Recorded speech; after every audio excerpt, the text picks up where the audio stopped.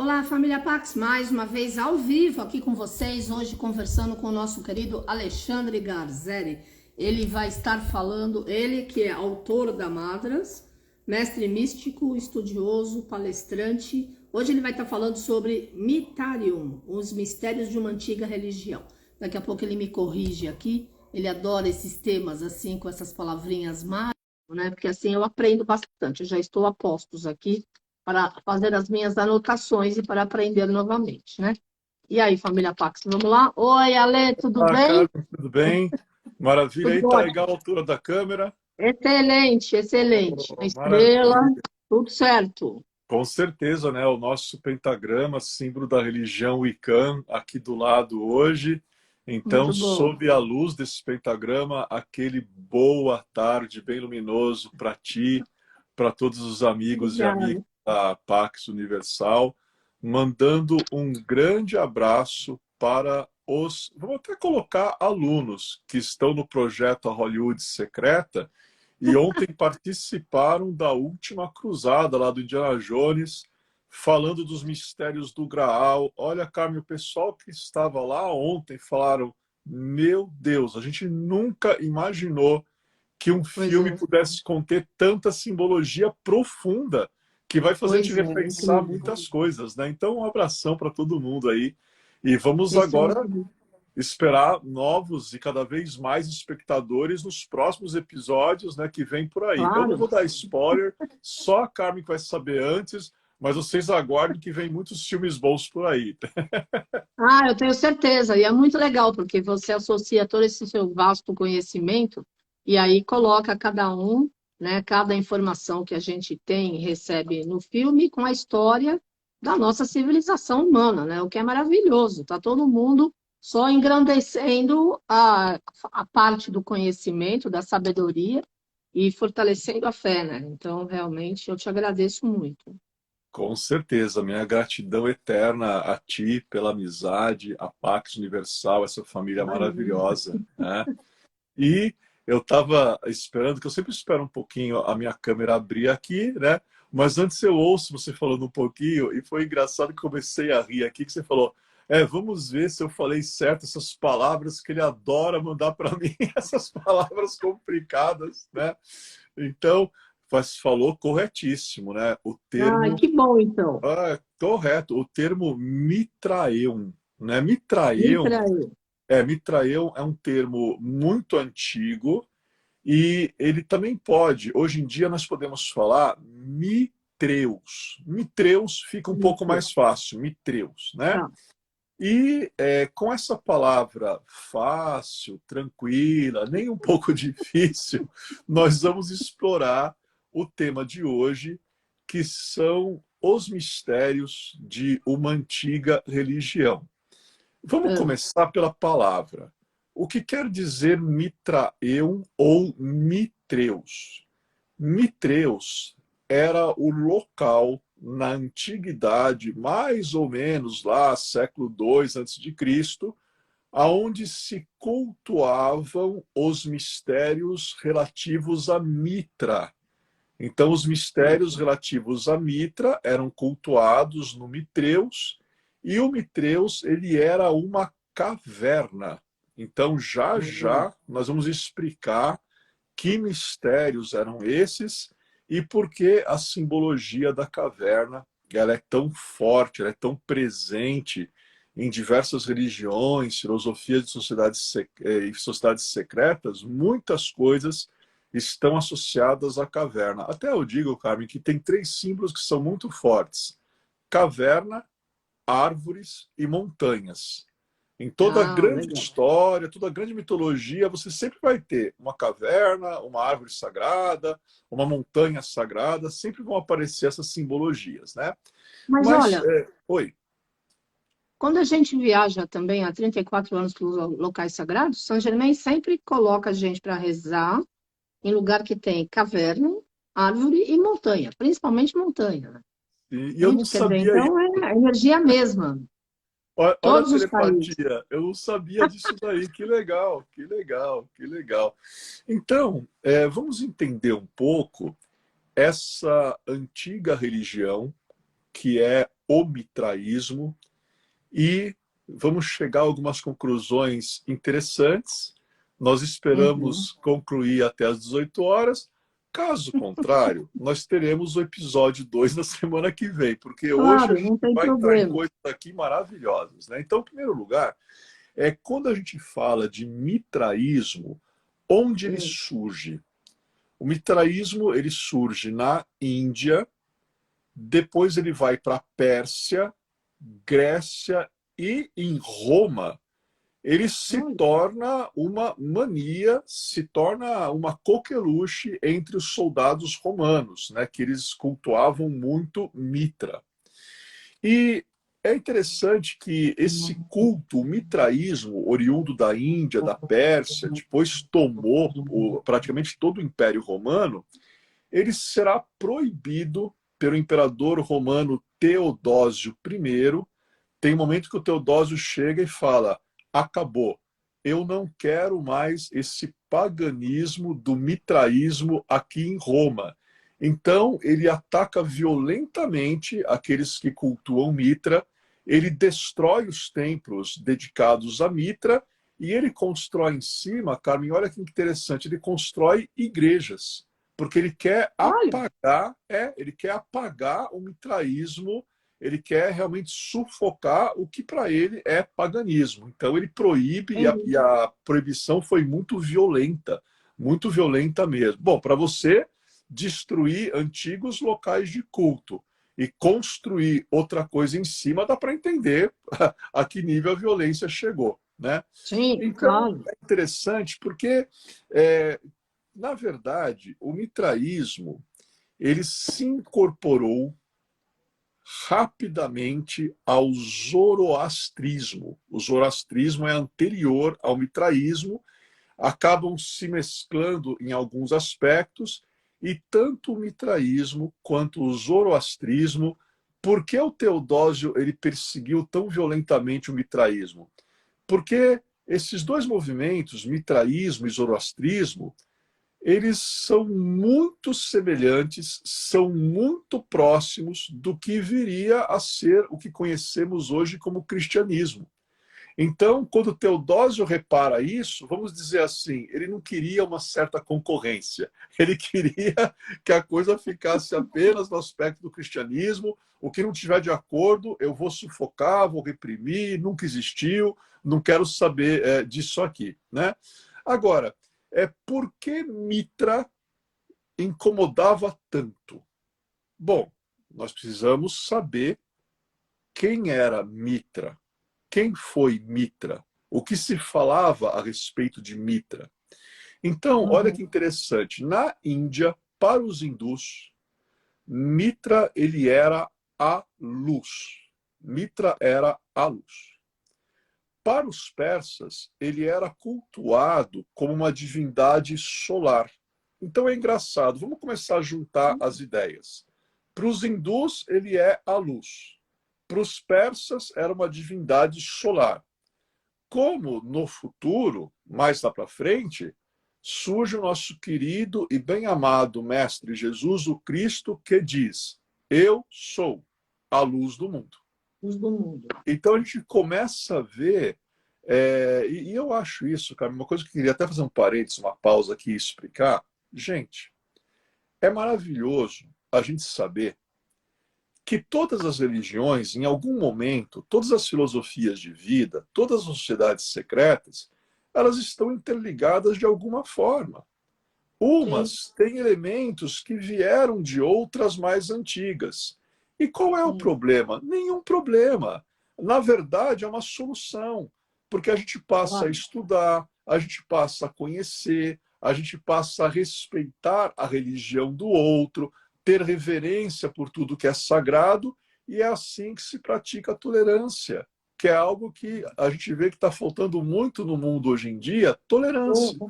Né? Verdade. Então, é importante a gente falar, puxa, que interessante, né? Os hindus chamam ele de luz. Para os persas era um deus solar. E aí, lá no futuro, aparece o querido, bem amado Jesus Cristo, eu sou a luz do mundo. Né? E isso é tão sério, Carmen, porque se a gente reparar, quando a gente, esse culto ao sol, né, esse culto à luz é algo tão sério que quando a gente entra nas igrejas hoje e a gente olha para os santos, todos os santos eles têm uma auréola atrás da cabeça. Agora, na maior parte das igrejas, Jesus ele não tem uma auréola, ele tem um sol, né? É E verdade. ele tem um sol atrás da cabeça.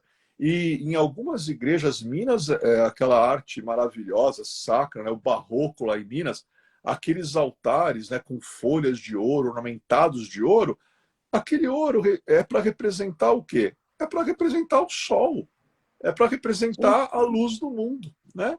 Então a gente vê que essa simbologia solar ela continua presente muito forte no mundo hoje em dia. E eu me lembro muito da Carmen, porque a Carmen gosta de sol. Ela gosta de Adoro, sol. Olha as tuas cores hoje, né? adoro, Do meu adoro. Tô amarelo. de amarelo, tô de Olha aí, sol. É ó. porque hoje é segunda-feira, é dia do raio dourado, dia do raio amarelo, né? Sim, justamente, é verdade, né? Nosso querido bem-amado Lanto, né? E tantos mestres Sim. maravilhosos associados ao raio amarelo dourado, Cutumi, São Francisco de Assis. Bom, vamos parar Sim. que o negócio agora é Mitra, senão a gente começa e vai embora e já viu. Mas é interessante que Mitra, ele tinha um apelido, ele tinha um adjetivo. Ele era chamado de o amigo. Então, aqueles Ô, que amigo. cultuavam Mitra chamavam ele de o amigo, um amigo que podia ajudar as pessoas na caminhada espiritual para que as pessoas se regenerassem.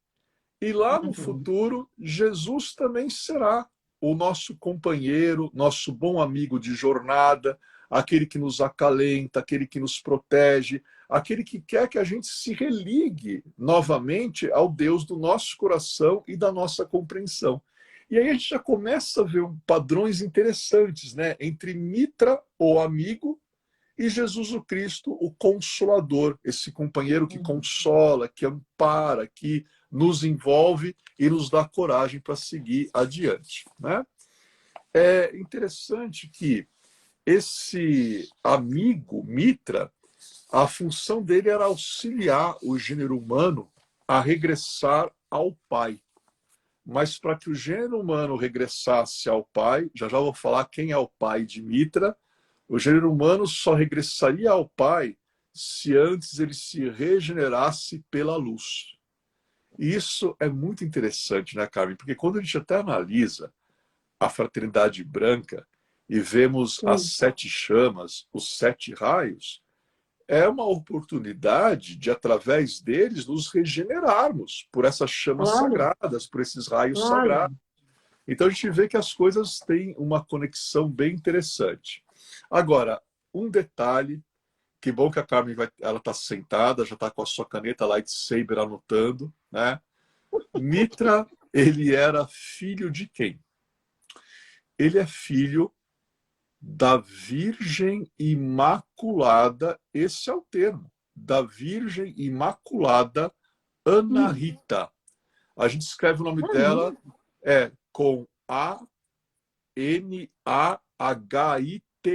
Ana Rita, só que com H aí no meio. Então, Ana Rita é a Virgem Imaculada que dá a luz a Mitra. Olha E só. quem é o pai de Mitra? O pai dele é o próprio Ahura Mazda. Ahura Mazda, ele calma, então, Carmen, eu vou te ajudar. Ó. Soletra, por Vamos favor. escrever. Sopa de Porque não dá, eu tô no letrinha, fala celular, aí. não dá para escrever aqui, vai balançar tudo. Mas olha, vamos lá, devagarzinho. Primeira parte do Vai nome lá. do pai do Mitra, Ahura. U, Ahura. R, A. Ahura. Arrura. Ah, Sobrenome de divindade é engraçado, né? É Mazda. M, Mazda. M A, de Maria, A de amor, A, Z de Z, zebra, D, A. D, A. Mazda. Mazda. Então, Ok.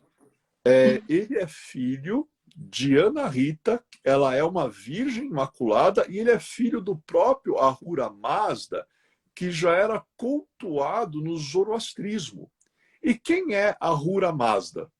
Ele é o Deus do bem, da luz e das virtudes.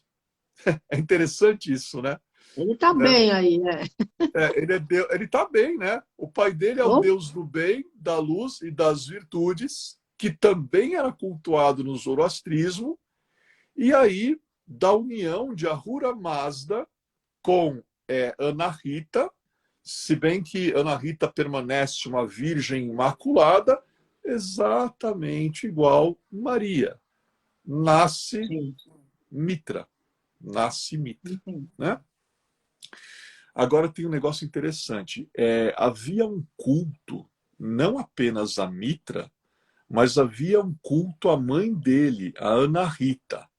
E as pessoas que cultuavam Anahita, olha as características dessas pessoas. Primeiro, eram autocontroladas ao máximo. Elas tinham muito autocontrole, tinham muita disciplina.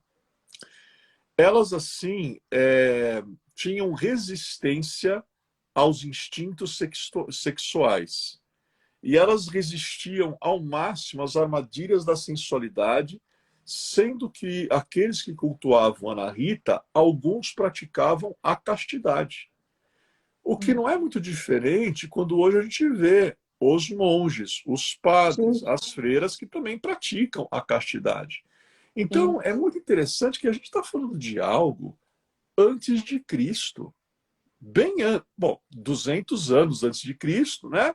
Mas havia um grupo que se comportava de uma maneira casta, virginal, imaculada, estavam a serviço de Anahita, mãe de Mitra, filho do próprio Deus do bem e da luz. Então é Tá. muito interessante essa religião de mistérios. O mitraísmo, Carmen, não era uma religião aberta. Então, não era aberto para todo mundo. Se você quisesse fazer parte da religião mitraica, do mitraísmo, você tinha que preencher uma condição: passar Hum, pela iniciação. Você tinha que ser não. iniciado, porque era uma religião de mistérios, né? Então, isso é muito interessante a gente saber, porque quando nós falamos em iniciação hoje, independente da sociedade secreta, fraternidade iniciática ou ordem hermética, o que os iniciados procuram? O que os iniciados estão buscando? A luz. Os iniciados procuram a iluminação. Você lembra que semana passada a gente estava aqui falando dos Illuminati? Illuminati quer Sim, dizer iluminado. Então a iluminado, é. busca pela luz é eterna. E a gente começa a Claro, conectar tudo nessa história, né? claro. Então é muito interessante porque agora tem detalhes do nascimento dele. Onde ele nasceu? Ele nasceu perto de uma fonte, Uhum. embaixo de uma árvore sagrada, e tanto a fonte quanto a árvore sagrada ficavam próximos da entrada de uma gruta ou caverna. Então esse é o local do nascimento de Mitra. E as pessoas Tá. falam que quando ele nasceu, haviam muitos pastores na redondeza. Curioso, né, Carmen? Isso lembra alguma coisa? Né? É, Jesus. Que também haviam pastores, agricultores, pessoas que lidavam com a Sim, terra lá por perto também, né? claro. Agora, por que a caverna é sagrada até hoje? Porque o primeiro templo para os adeptos do mitraísmo, a caverna era um templo, isso nós já entendemos. Mas o primeiro templo somos nós. Nós somos o templo que abriga o Deus do nosso coração, da nossa compreensão. O segundo templo mais sagrado não é a catedral, não é a mesquita, não é a sinagoga, não é o templo budista, não é, enfim, qualquer templo que a gente possa citar aqui.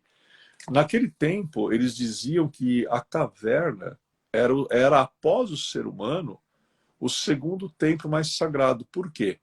Porque na caverna não havia as mãos do homem na construção. Então eles consideravam que a caverna tinha sido construída pelas próprias mãos do Deus, né? De Deus, Então, é. Verdade. tudo que acontecia na caverna era muito sagrado e muita coisa aconteceu na caverna. Moisés conversa com uma sarça ardente dentro de uma caverna. Depois a Sim. gente vê Jesus nascendo numa manjedoura. Tá bom. Mas na época de Jesus, onde ficavam as manjedoras? Dentro de cavernas. Uma Então é caverna. muita coisa ocorrendo na caverna. E é interessante que nessa caverna, né, que Mitra nasceu, dizem que havia uma pedra. E essa Hum. pedra era chamada, eu vou falar, Carmen, mas depois eu te ajudo, prometo. Era chamada de Petra Generatrix. Então, Petra, P-E-T-R-A, Petra. Generatrix, com X no final. Generatriz. Generatrix. Isso. Porque ela regenerava. Justamente, essa Petra Generatrix, ela Hum. tinha propriedades consideradas, vamos colocar assim, milagrosas, Hum. e bem dentro da caverna que Mitra nasce próximo, né? E a caverna era o refúgio para Mitra. Ele nasceu fora, mas ele se refugiava dentro, porque essa Petra Generatrix era também uma fonte de poder. E isso é Uhum. muito engraçado, porque lá em frente, bem lá em frente, tem uma hora que o Mestre Jesus, o Cristo, ele fala: Tu és Pedro, a pedra, sobre a qual eu edificarei a minha igreja. Então é muito interessante, isso está em Mateus 16, né, versículo 18, creio eu não estou com a Bíblia aqui do lado, mas eu acredito, se a memória não falha, né? Mas é muito curioso, porque, peraí, Jesus ele está citando uma pedra, e ele está falando que sobre aquela pedra ele vai construir, perdão, a igreja dele. Claro. Mitra e só Petra Generatrix. Vamos falar de sociedade secreta? Maçonaria. Palavra que vem do termo maçom, que em francês quer dizer pedreiro. Pedreiro. Aqueles que trabalham com a pedra. E na Hum. maçonaria, Carme, contar algumas coisas aqui que não são segredos, dá para contar, mas são muito interessantes. Por exemplo, quando antigamente as pessoas compravam um terreno do zero e naquele terreno seria construída uma loja maçônica, o que Uhum. acontecia? Antes de entrar qualquer pedreiro, antes de entrar qualquer material de construção no terreno, era necessário vir o grão-mestre, todos se paramentavam com os aventais, que você conhece, maçonaria, entravam naquele terreno vazio, e aí o grão-mestre ele consagra, até hoje, se a gente for construir do zero, ele consagra uma pedra. E essa pedra é colocada no centro do terreno e só depois pode-se construir o templo, a loja inteira sobre aquela pedra. Então é muito interessante. Sempre que também hoje você entra dentro de uma loja maçônica e você acessa o templo, tem reuniões públicas, todo mundo pode ver, isso não é segredo, mas prestem atenção. Vocês sempre verão duas pedras à vista de todo mundo, elas estão lá.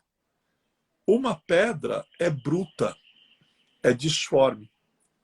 A outra pedra é polida. E isso tem a ver com segredos de reparação e regeneração. Como essa Ah. Petra Generatrix, né, que também tinha Uhum. poderes regeneradores. Então a gente está vendo que o mitraísmo ele adentra tanto na religião do cristianismo, como ele adentra em algumas sociedades secretas que até hoje têm simbologias muito sérias.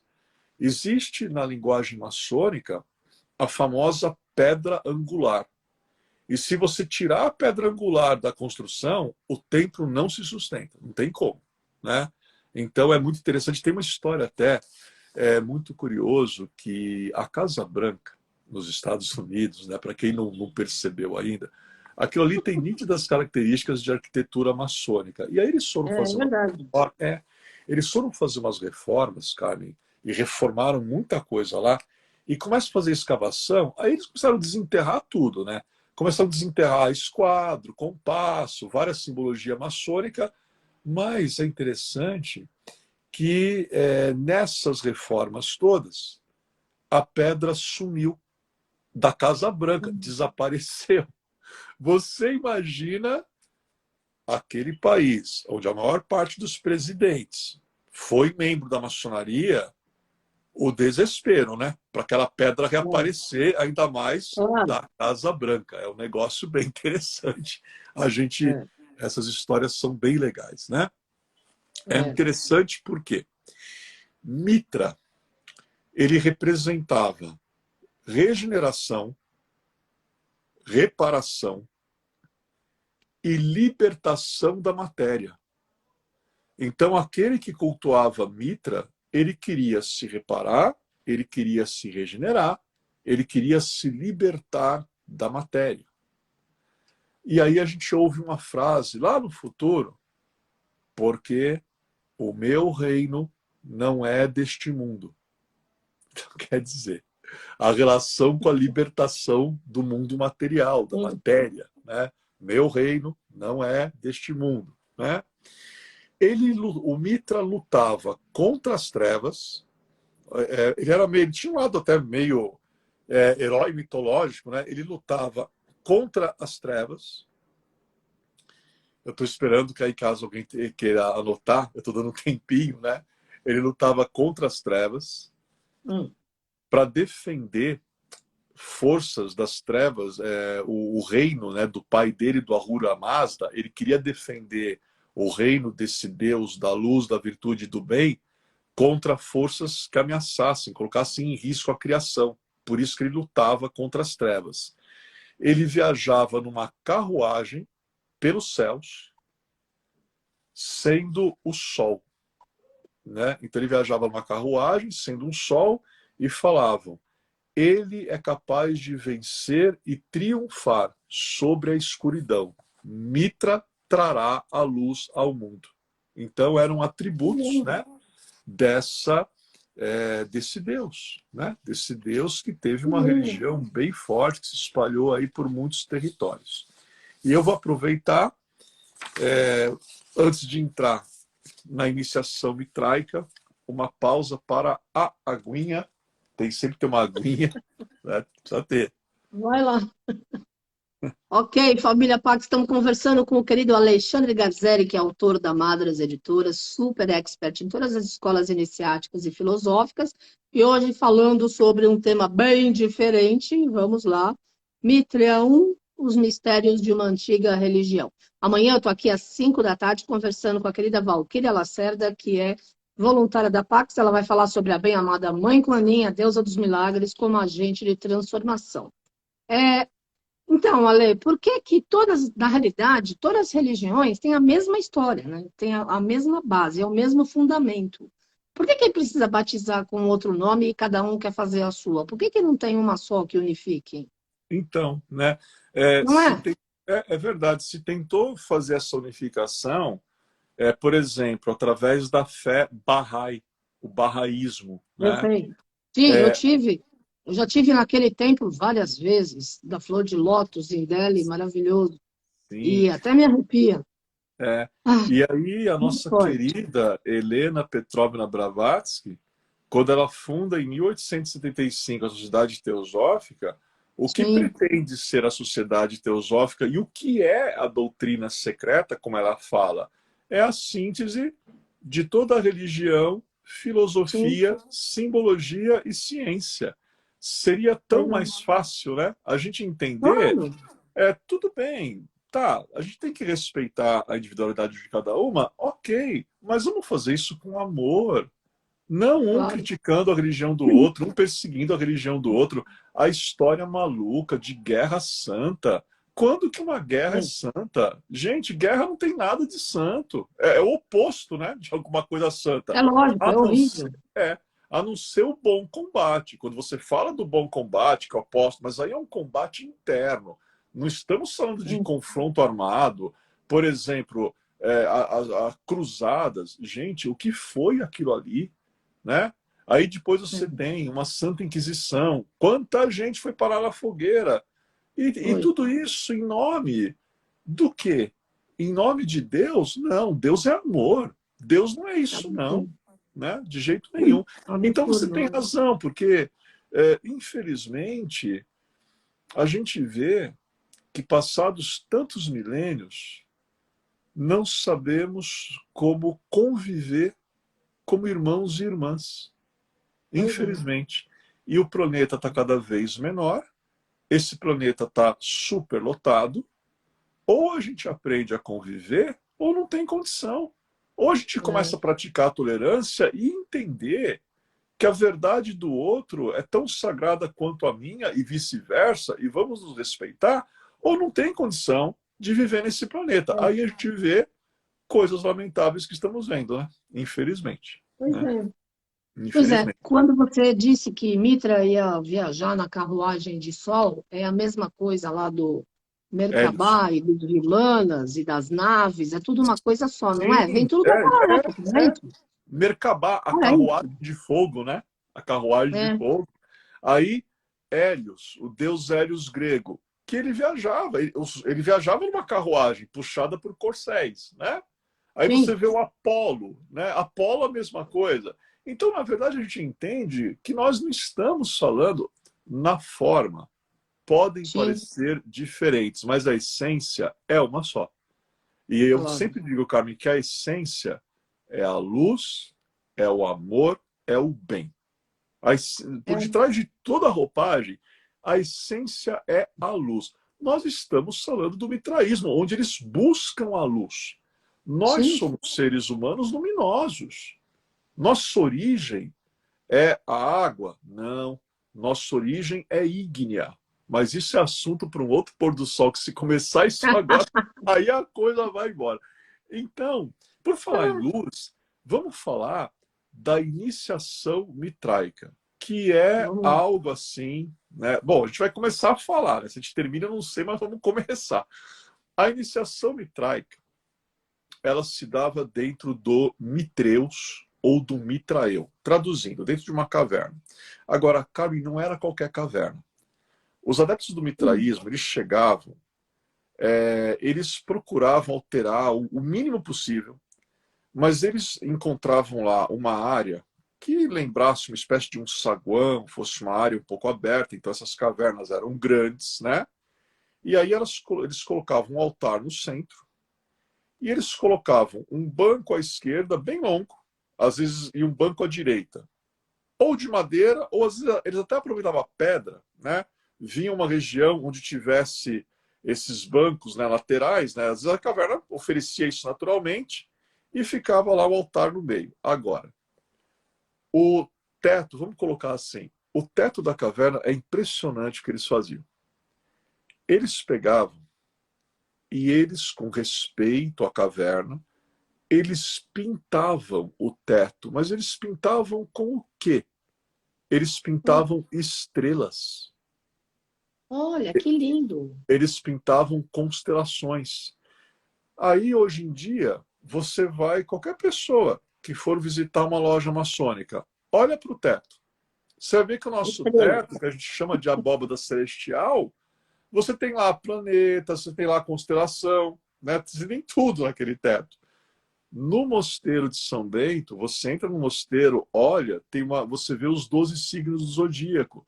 Então, Sim. a gente começa a ver que está tudo conectado. E esse ambiente era o Mitrael. Aí, vamos dizer que alguém quer ingressar nessa religião de mistérios. Tem que ser iniciado. Então, eles pegavam o candidato, vendavam o candidato, amarravam as mãos, e ele era levado com as mãos amarradas, vendado, até o altar no centro da caverna, um altar de pedra, um altar de Mitra, né? E aí tiravam, né, a venda dele e mostravam para ele uma coroa. que era chamada a coroa do mundo. Era o nome, a coroa do mundo.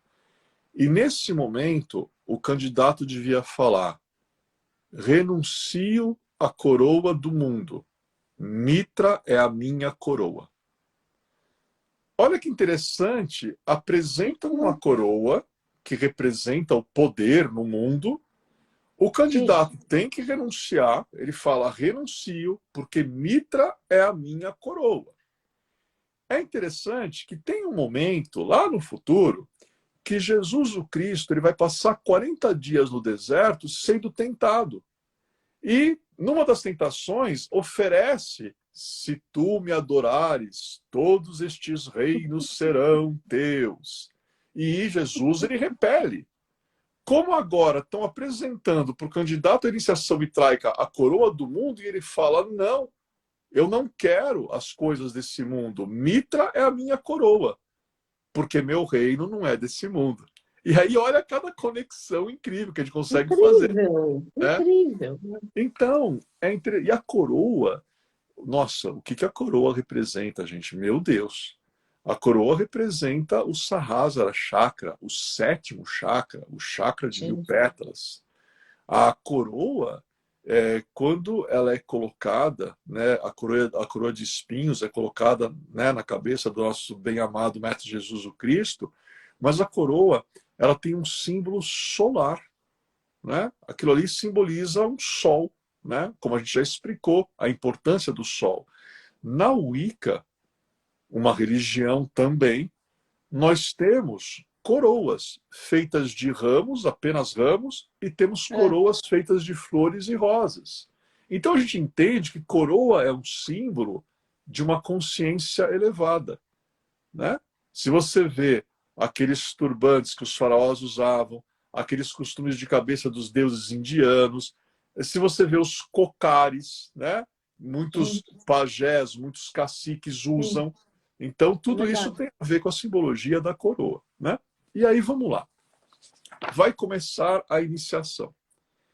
Quantos graus tem a iniciação mitraica? 7 graus. 7.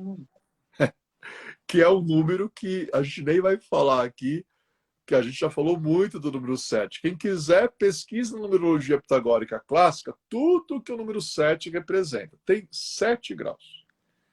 Cada grau vai estar associado aos 7 planetas que eles conheciam na antiguidade. O primeiro grau, agora vai começar, mas é fácil essa palavra, Carmen. O primeiro grau, o nome é Corax, com X no final. C-O-R-A-X. Corax. Sabe o que quer dizer Corax, Carmen? Não. Quer dizer corvo. Quer dizer o quê? Corvo. O pássaro, corvo. Corvo? Corax quer dizer corvo. Né? Ah, é? Quer dizer corvo. E aqui é só por curiosidade. Esse primeiro grau, o grau do corvo, o grau do Corax, está associado a Mercúrio. Ao planeta Mercúrio. E o que eu vou falar agora é curiosidade. A Carmen e os amigos não precisam anotar, mas em todo grau, cada grau tem um número de símbolos. Né? No primeiro grau, olha os símbolos. O corvo, o caduceu, o ariete, a lira, a tartaruga e o vaso. Então, esses aí são símbolos do primeiro grau. O corvo, o caduceu, o ariete, a lira, a tartaruga e o vaso. O que é ariete?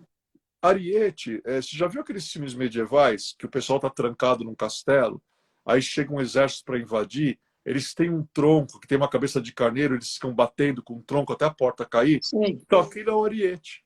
Né? Okay. Aquilo era um instrumento que era usado para forçar portas até derrubar a porta e aí começar a invasão, é chamado de ariete. Ariete, sabe por quê? Porque na ponta daquele tronco tem esculpido a cabeça de um carneiro, né? Então, e é sempre carneiro ou muda o bicho? Áries, na astrologia, é o carneiro, né? Que é o primeiro signo do zodíaco, é o primeiro passo. Sou eu.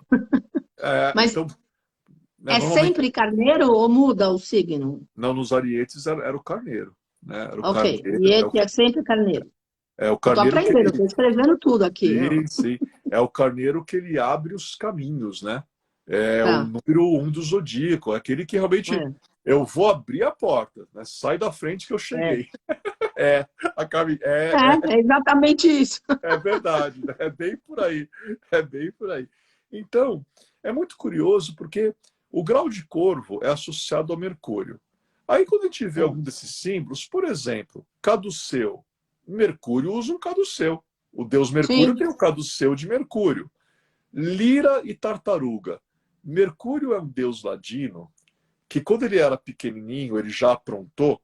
E para o irmão dele, o Apolo, não ficar bravo, ele fez uma lira para o irmão com um casco de tartaruga.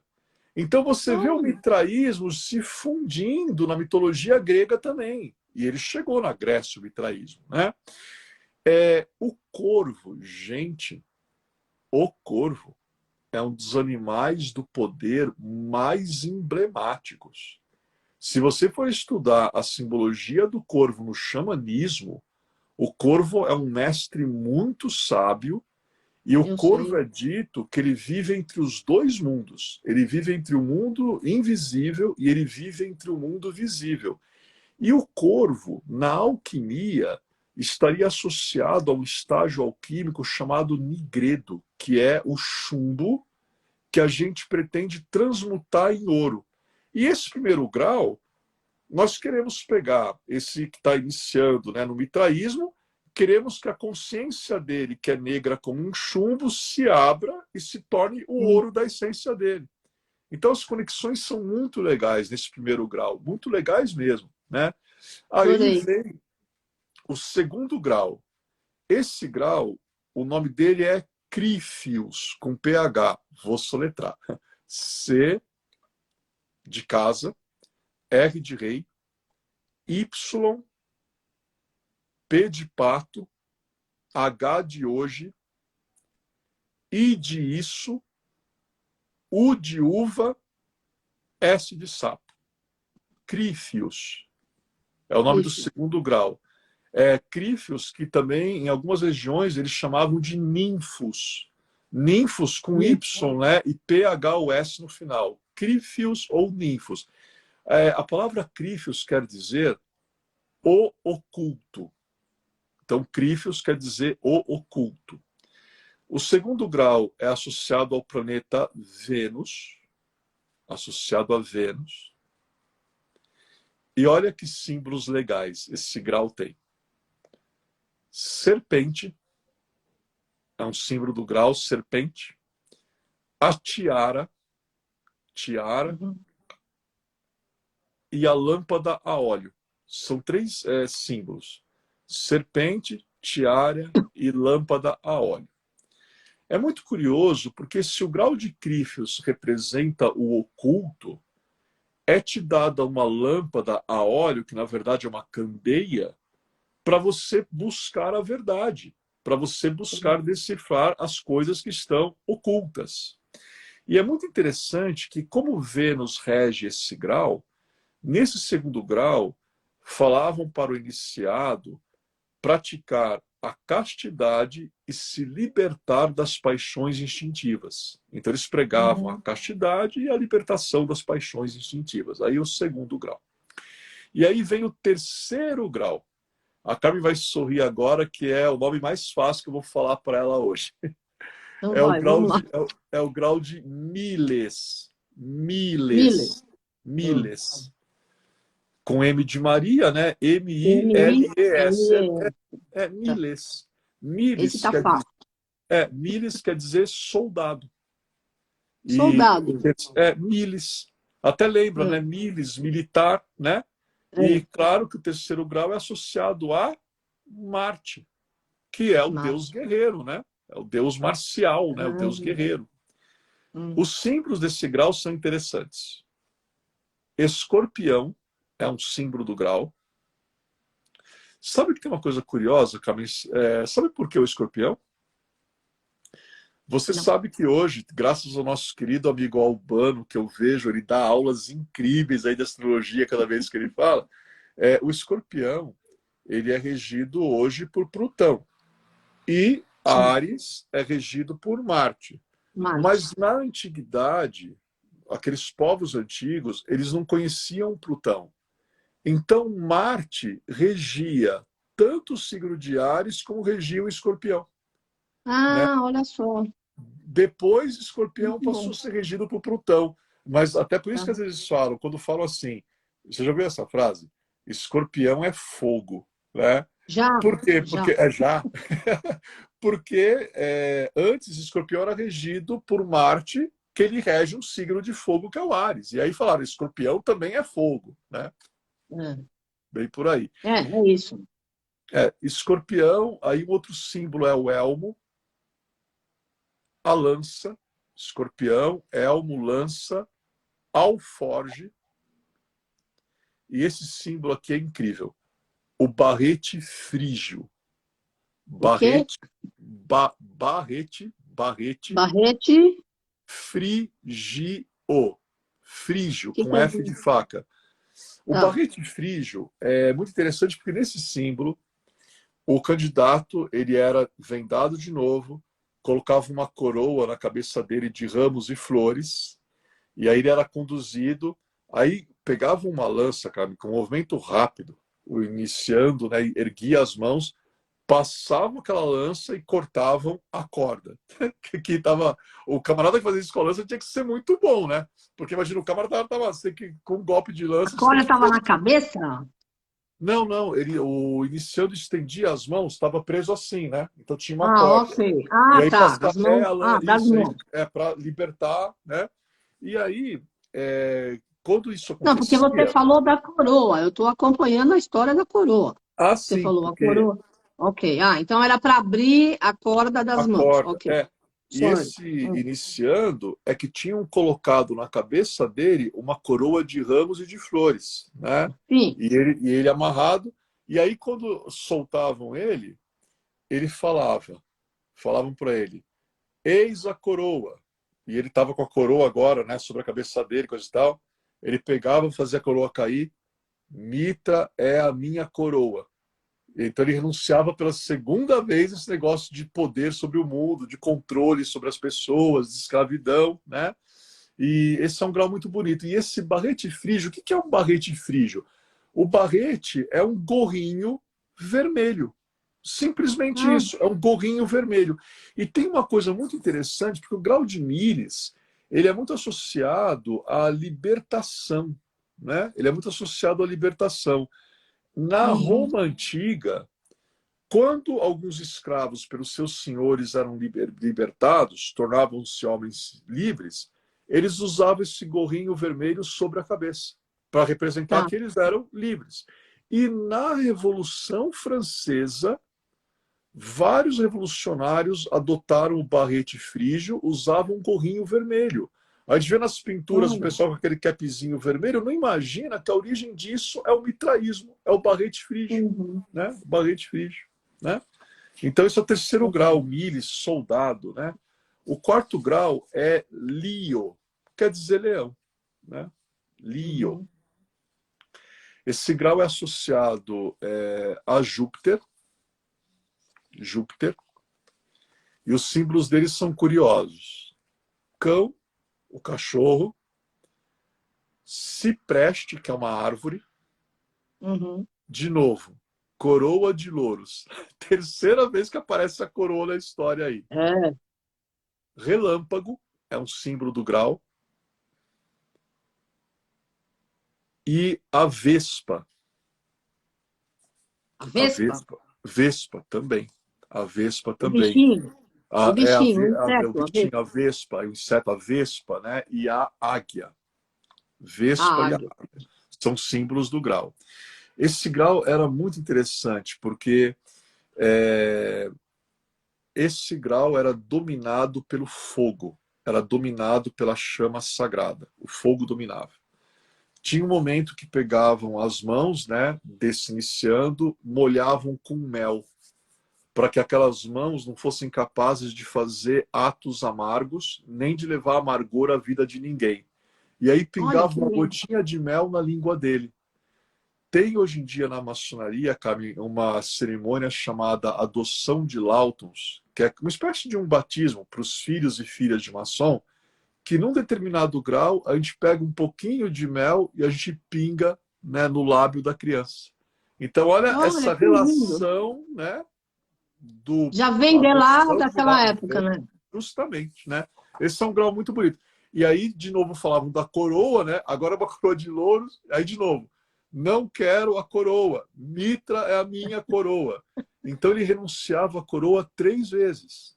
Como a gente Tá. sabe, né? Que no futuro também Pedro, ele renuncia 3 vezes, né? Sim. O quinto grau, grau de Perses, P-E-R, Claudinho? Perses, com P de pato, P-E-R-S-E-S.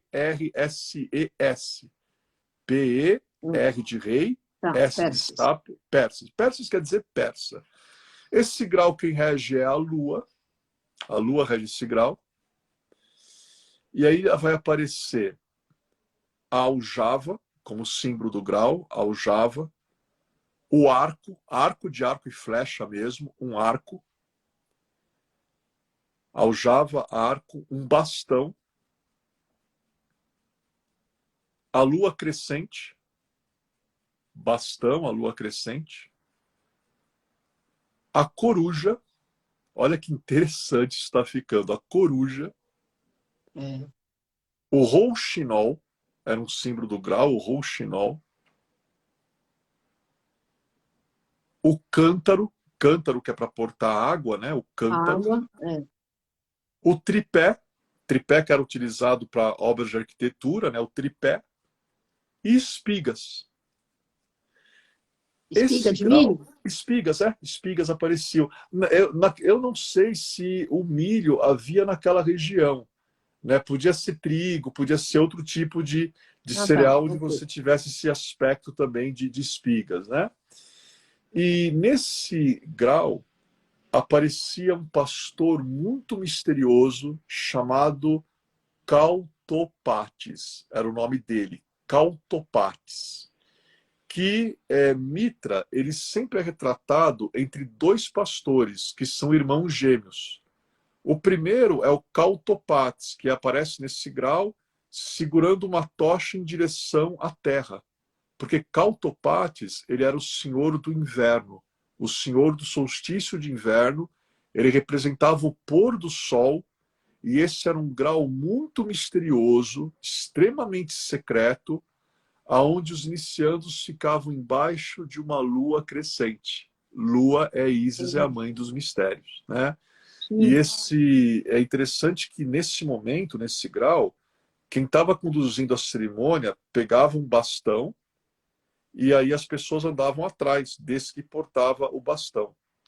Se hoje você for olhar na maçonaria, o mestre Uhum. de cerimônias, ele porta um bastão, que ele conduz as pessoas atrás dele, e na ordem de Molay, que é a nossa ordem paramaçônica juvenil, o mestre de cerimônias de Molay, ele tem um pequeno báculo, um pequeno bastão, e ele é o condutor da cerimônia. Então a gente continua vendo influência. Cara, e é bem interessante, né? E qual que é a É função lindo. do É condutor lindo. de cerimônias? É. Nesse grau da noite, do pôr do sol, do ocaso, do inverno, eu preciso conduzir os iniciandos a um lugar seguro. Então eu uso esse É. bastão para conduzir ao lugar seguro, como se fosse um pastor. A gente É. chegou, Carmen, no 5º grau. Pois Como é, a gente são? tem 5 minutos. Como é que você quer fazer? Será que em 5 minutos dá para fechar esses Acho 2 que não. graus? Você não Deixa eu quer ver. deixar para outra semana? Pode ser. Deixa eu ver se eles são grandes. Deixa eu ver aqui. Veja Olha, aí, você que tá. vamos lá. 6º grau. Vai para o 6º Vai, grau agora. então vai, texto. Já coloca a letra H. Escreve heliodromos com H. Heliodromos. Heliodromos. 6º Sim, grau. Heliodromos quer dizer emissário solar. emissário solar. O símbolo desse grau é uma coroa de 7 raios. Olha que interessante isso. Muito bom. E essa coroa, ela é aceita. Nesse grau, a gente tem palmeiras para fazer reverência, e Jesus foi saudado com palmeiras também quando ele entrou lá, né, em Jerusalém. Domingo A de gente, Ramos, a gente tem o galo como símbolo do grau, galo que é um símbolo de vigilância, né? E aí, nesse grau, surge Cáltis, né? Lembra do primeiro irmão que se chamava Cautopates? Agora surge o irmão gêmeo dele, Cáltis. Nome bom para batizar filho, né, Carmen? Quando o povo tiver um filho aí, pode batizar um de Cautopates, outro de Cáltis, né? Nome fácil, né? Bom, e esse aqui é responsável pelo quê? O outro é o inverno. E esse é o verão ou não? Verão, solstício de verão. Ele tem a tocha para cima. E ele é muito interessante que ele simboliza a elevação da consciência e o triunfo da luz sobre as trevas. Entendi, e o último muito grau, legal. o último grau para acabar, 7º grau, palavrinha fácil, pater. Pater. Pater. Quer dizer pai. Ah, que lindo. É o grau de Saturno. Saturno é um deus paternal, né? Uhum. E aí, nesse grau, nós temos o barrete frígio, volta como símbolo, um cajado bem longo com a ponta curvada, cajado longo de ponta curva, e o anel. Quando você chegava nesse grau, você fazia parte da Corte Suprema, que era regida por Saturno, que ele rege a lei, ele rege os limites, as leis do universo. E aquele que chegava ao grau de pater, ao grau de pai, tinha uma missão, que era restaurar e redimir a humanidade e conduzir a humanidade para a salvação e para a luz. Não é incrível? É de arrepiar, né? É de arrepiar. É de arrepiar. Eu estou arrepiada mesmo. A gente vê as relações... A gente tem 2 minutos. Eu queria te perguntar, quanto tempo demorava para passar de grau em grau, essas iniciações? É tudo isso numa vida, né? A maioria das pessoas chegava somente no 4º grau. Raras pessoas chegaram no 7º. Às vezes, uma vida inteira não se chegava na depuração para ser um 7º grau. Né? Então, às vezes, era necessário vidas, né? Então tá. Olha aí, adorei, viu? Super obrigada. Amanhã eu estou conversando com a querida Valquíria Lacerda sobre a mãe Kuan-Yin. Ale, tua mensagem final para os nossos amigos. E a semana que vem, mais uma aula, um banho de cultura para todos nós. Minha mensagem final. Agradecimentos plenos ao Mestre Jesus o Cristo, divino reparador e regenerador dos mundos e dos homens. Agradecimentos plenos a Mitra, o amigo. Mitra, que é a luz, por terem me abençoado e eu ter conseguido falar dos 7 graus e ter dado tempo. Muito obrigado. Obrigado, Carmen. E depois eu vou te falar um spoiler. Quando o nosso movimento de jovens voltar, eu estou com umas ideias em relação a esses graus aí para introduzir os jovens. Mas fala depois. Bora lá, vamos. Eu adoro o trabalho. Obrigada, Ale. Beijo. Gratidão, namastê, família Pax.